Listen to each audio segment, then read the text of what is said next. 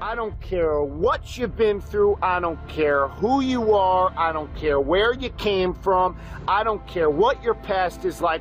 I don't care what your stress is like. I don't care what stress you're under. I don't care what problems you have right now. I don't care what you don't have right now. All I care about is what your mindset is like in terms of today and your future. Are you going to make today count? Because that's all you can control. And that's all that matters. It doesn't matter where you start, guys. It doesn't matter what talents you're born with. It's about where you finish. And this race isn't over. It's not over. You could still come in first in the marathon. But you gotta start today. You gotta start now. You have everything you have. Everything you need is inside you. It doesn't matter what you don't have now because you can go get it. But it starts today. It starts with a commitment. It starts with a principle. It starts with a discipline. It starts with effort. It starts with energy. It starts with an idea that you're going to make today count.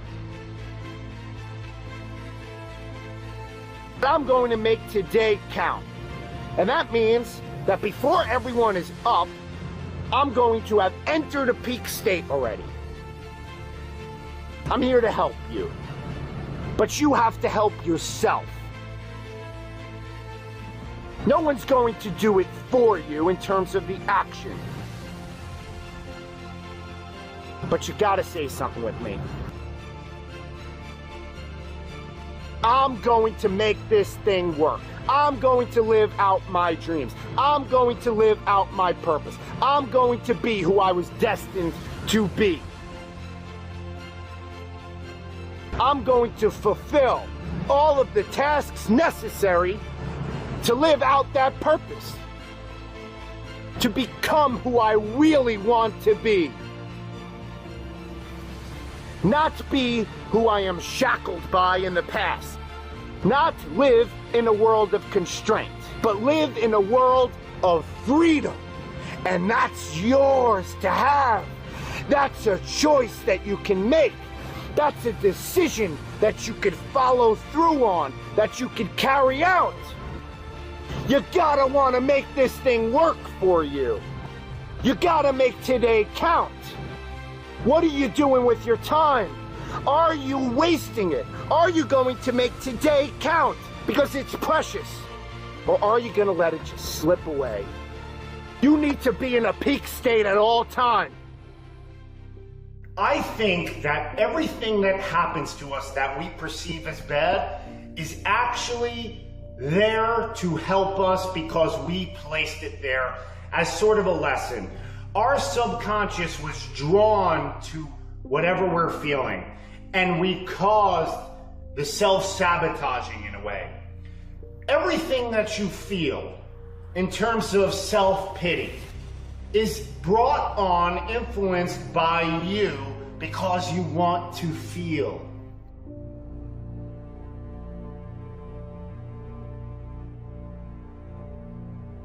You want to feel. I truly believe that you did it on purpose because of your subconscious is drawing you to feel so much pain till one day that you snap. Till one day that you say, I am sick and tired of feeling this way. I am sick and tired of being scared of this. I'm sick and tired of feeling this way. And then you make the decision to change.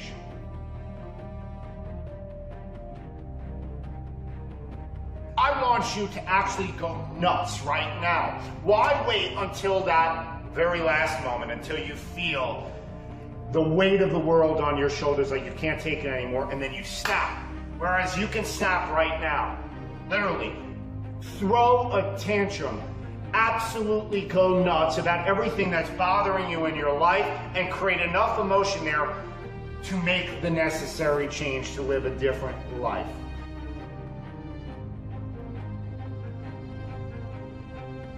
So most people get caught up in the same trap of trying to change everything around them. All the people who come into their life, they feel like they have to control and change, and for them to make them see their point of view and their philosophy, and they have to buy into their way. and all the events that are taking place are negative, and they're feeling an effect to the events. They feel like stressor reactors that when a circumstance goes wrong, that they go nuts, they freak out. Why is this happening to me? It's the easiest thing to blame, to point fingers. But if you keep doing this, you're going to constantly live in pain. You need to come to a conclusion that you need to change one person, yourself, the person who's perceiving those events, the person who's perceiving the circumstance, who's perceiving the people around them, what they're doing. See, guys, the reality is subjective to you. It's subjective. And you may think that it's objective, your way of thinking, but there's a person perceiving the events, you. See, my red, the way I see red, could be totally different than the way you see red. So what's reality? What's reality, guys?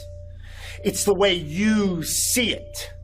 So it's a lot easier to change one person, yourself, to build strength, to build character, to build integrity, to build mental toughness, to build emotional grit. See, if you keep elevating the game for yourself, you're going to have more skills. The more skills you have, the better off you are in every situation. The better you are when an event happens that most people would view as negative, you view the positive in it. You're going to offer a lot more value to society. The more you work on yourself, the more valuable you'll become to people, to offer new services to them. See, you got to stop feeling at effect to things, guys, and you got to change your internal to feel happy in the moment and always see the positive no matter what. See, you're trying to change your husband, you're trying to change your wife, you're trying to change your kids, you're trying to change your coworkers, you're trying to change your friends for them to buy into your way of thinking. But you won't even let go of your own ideologies, your own ideas, but you're expecting other people to let go of theirs. You can never change people through force. You can only influence them by leading by example. And the only way you'll do that is if you change yourself first, because then they'll see it. You'll be emitting a different vibratorial frequency, a different energy about you, a different self-concept, a different self-worth that they will feel on the subconscious. They'll feel it in their gut that this person changed. Wow, that's possible. Change is possible. Maybe I could change. See, you're mad at your wife, maybe, that she's a little overweight. This is the same woman who you fell in love with. So she was either overweight when you got married, or she gained the weight after, in which you weren't too influential because she gained the weight. She gained the weight while she was with you.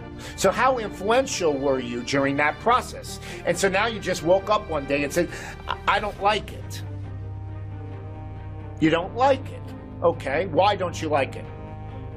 Because your love can't be that strong if you're focusing on the superficial.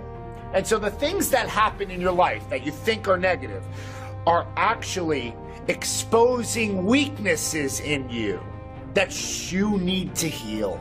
They're calling out to your weaknesses. Everything that's happening, it's not happening to you, it's happening for you if you see it. If you see it. So we can constantly point the finger, but every time we point one there, we're pointing three back. Right? You've heard it before. You got to change the person who looks in the mirror. You got to change yourself. And the only way you're going to change other people is not through force, but for people to look at you and say, that guy's got his stuff together. Wow. Things are just like flowing in abundance to him, to her. They must be doing something right. Maybe I have to adopt their philosophy, their rituals, their routine. That's when you're going to change people. That's when you're going to have an effect. That's when you're going to be influential. Not trying to control them, to make them let go of their ideologies when you're not willing to let go of your own. Change yourself first, then you change the world.